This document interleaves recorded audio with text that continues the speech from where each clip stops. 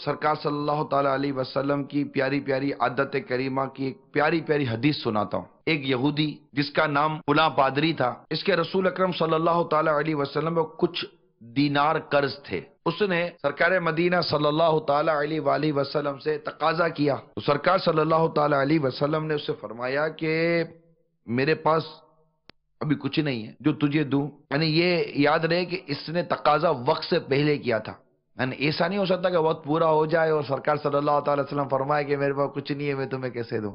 اسے تقاضا وقت سے پہلے کیا تھا۔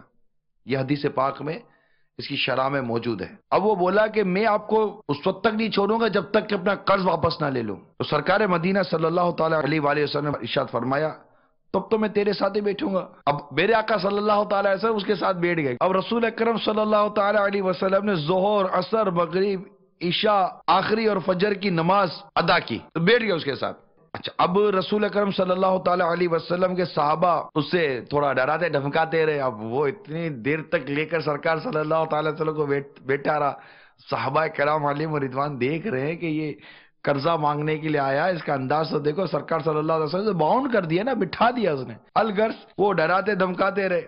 رسول اکرم صلی اللہ تعالی علیہ وسلم سمجھ لیا کہ اس کے ساتھ یہ کیا کر رہے ہیں۔ صحابہ کرام علیہم رضوان نے عرض کیا آقا ایک یہودی آپ کو روکے ہوئے۔ تو رسول اکرم صلی اللہ تعالی علیہ وسلم نے فرمایا مجھے میرے رب نے اس سے منع فرمایا ہے کہ کسی عہد والے کافر وغیرہ پر ظلم کروں۔ پھر جب دن چڑھ گیا تو وہ یہودی بولا میں گواہی دیتا ہوں کہ اللہ کے سوا کوئی معبود نہیں اور آپ اللہ کے رسول ہیں۔ یعنی وہ کلمہ پڑھ کر مسلمان ہو گیا۔ ابھی مہلت پوری نہیں ہوئی تھی اور اس نے قرض مانگ لیا۔ یہ خوبصورت عادت مبارک، صبر کرنے کی، ضبط کرنے کی، بردباری، معاف کرنے کی، درگزر کرنے کی، ڈانٹ ڈپٹ نہ کریں، یہ عادتیں ہم میں کیسے آئیں؟ اب تو قرضہ چڑھ جاتا ہے، سال سال بھر نکل جاتا ہے، پھر بھی اگر کوئی مانگنے آئے تو کہتے ہیں یار کیا منہ اٹھا کے جب دیکھو پیسے مانگنے کے لیے آ جاتے، بولا نا ایک بار یار دے دوں گا جب آئیں گے تو۔ ارے یار تم کیا اس طرح قرضہ لینے گئے تھے؟